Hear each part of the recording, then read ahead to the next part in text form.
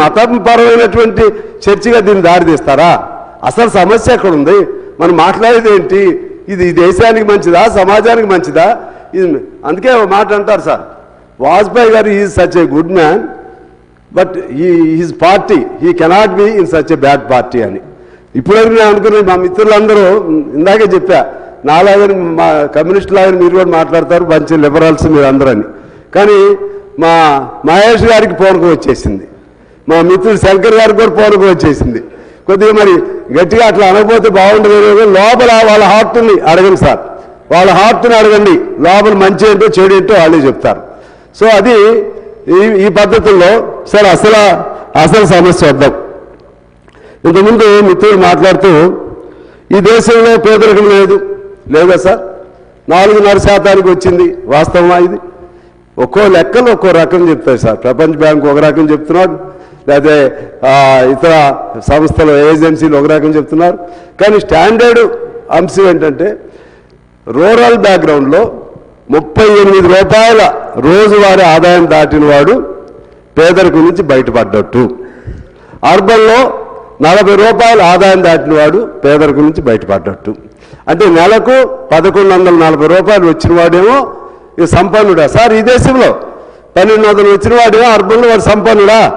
ఈ లెక్కలని పిచ్చి పిచ్చి లెక్కలు పెట్టి దేశమంతా ఇదైపోతుందని చెప్పి ఇటువంటి తప్పుదారి పట్టించే పద్ధతులు ఇక్కడ అవసరం లేదు. అట్లా అనుకుంటే ఈ దేశంలో మనకు మనం జబ్బలు జరుచుకుంటున్నాం సార్. ఇవాళ ప్రపంచ ఐక్యరాజ్య సమితి ఒక ట్యాబ్లెట్ తీసింది, దానిలో ఆకలి సూచీలో మన భారతదేశం 117వ స్థానంలో ఉంది.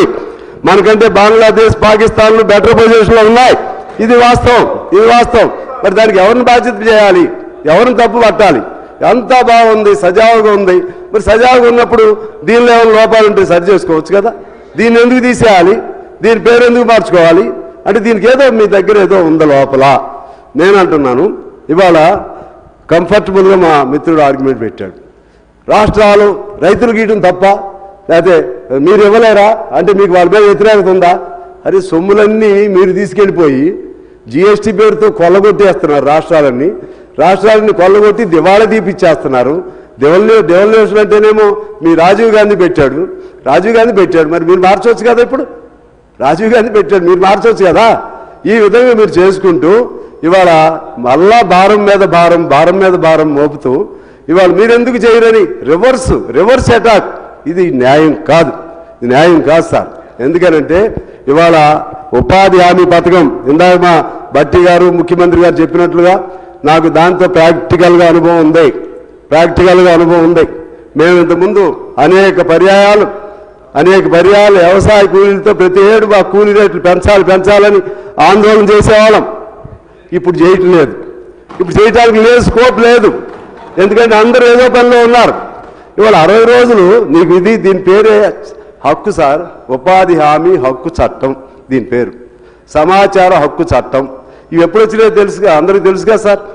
ఆ రోజు 2005లో కమ్యూనిస్టుల సపోర్టుతో UPA first government Manmohan Singh గారి నాయకత్వంలో ఉన్నప్పుడు ఆ బిల్లు డ్రాఫ్ట్ చేయటంలో కాంగ్రెస్ నేతలతో పాటు మా సీతారాం యేచూరి గారు, అలాగే సురవరం సుధాకర్ రెడ్డి గారు, గురుదాస్ దాస్గుప్తా గారు, వాళ్ళు కూడా ఈ బిల్లుని డ్రాఫ్ట్ చేయటంలో ఆనాడు ఉన్నారు సార్. ఆనాడు దీంతో పాటు సమాచార హక్కు కోసం కూడా చట్టం ఉండాలని, ఇది హక్కు అని 15 రోజుల్లోపు పని చూపెట్టాలి, లేకపోతే నిరుద్యోగ భృతి ఇవ్వాలి. ఇది చట్టంలో రాశారు సార్. ఇప్పుడేమంటున్నారు, 100 రోజుల్లో 125 మేము చేశాం, కానీ 60 రోజులు మాత్రం ఆ టైంలో చేయొద్దు, పీక్ టైంలో. మీకు భారం ఏంటండి? వాళ్ళ ఇష్టం. ఎక్కడైనా సరే అందులో ఏముంటే పాత చట్టంలో ఎవరు ఎప్పుడు ఏ రోజు అడిగినా సరే వాళ్ళకి పని ఇవ్వాలి. కొంతమంది వ్యవసాయ పనులు ఉంటాయి, దానికి వెళ్ళొచ్చు. ఆ తర్వాత ఆ రోజులు వేరే అప్పుడు ఉపయోగించుకోవచ్చు. దానికి కూడా మీరు కంట్రోల్ చేస్తారు సార్. వాళ్ళు కాళ్ళు చేతులు సంఖ్యలు వేసి వాళ్ళు నోటికి గుడ్డ కట్టేసి మీ ముందు పంచపక్ష పరిమాణాలు పెట్టాం తినండి. ఇదేమి చట్టం నాకు అర్థం కావట్లేదు. ఎందుకు ఇటువంటి పరిగిమాలిన చట్టాలు తీసుకొచ్చి మనమే బలవంతాన్ని రుద్దుతారో కూడా నాకు అర్థం కావట్లేదు. ఇటువంటి తప్పులే ఇంత ముందు చేశారు సార్. వ్యవసాయ రంగానికి సంబంధించి 3 డ్రకోనియన్ లాస్ అంటున్నారు వాటిని.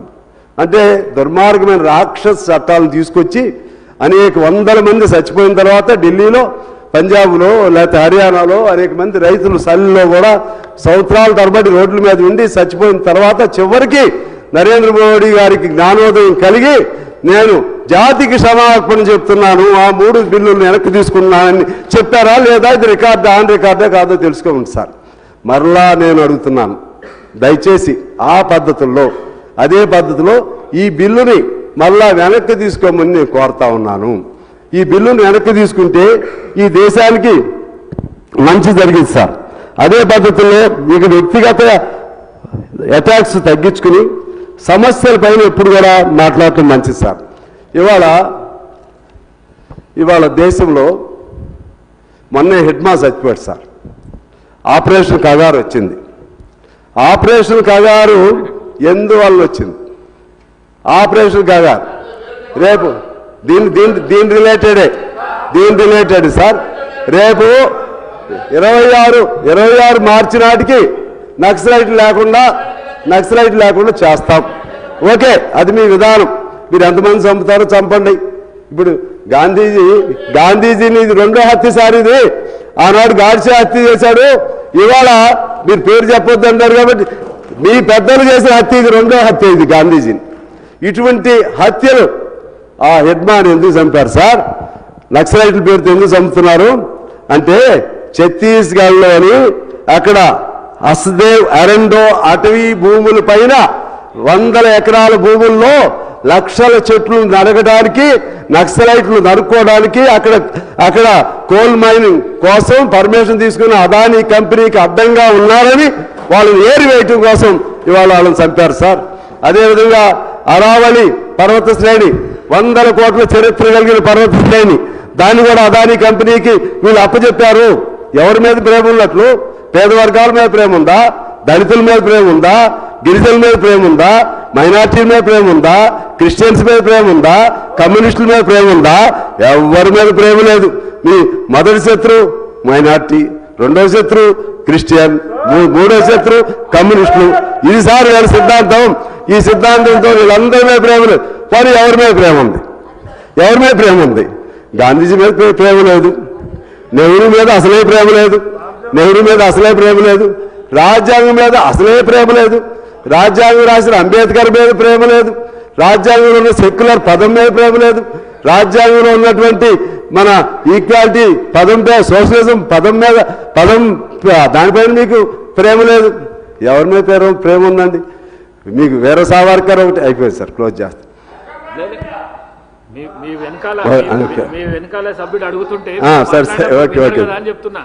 Right sir, thank you sir. వీళ్ళు నాకు అర్థం కాదు సార్.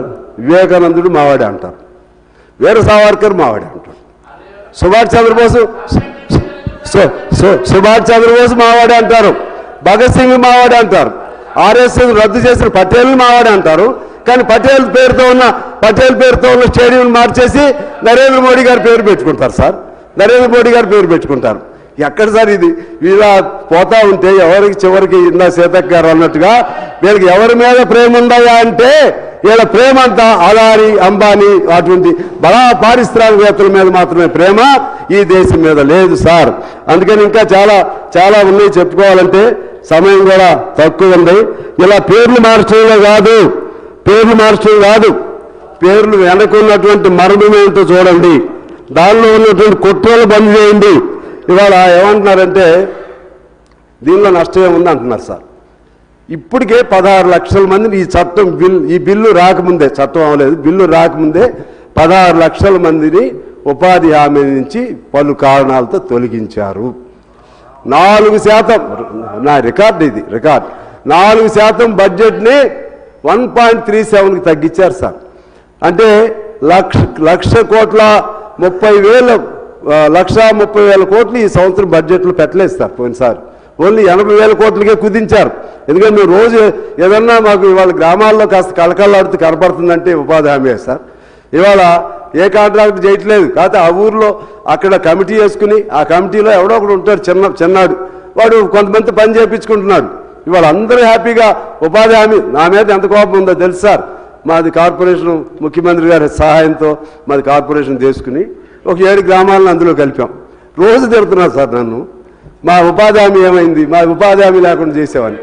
ఆ విధంగా ఉపాధి హామీతో ఇవాళ జనం మమేకమయ్యారు. ఇవాళ వ్యవసాయ కూలీలు లేరు సార్.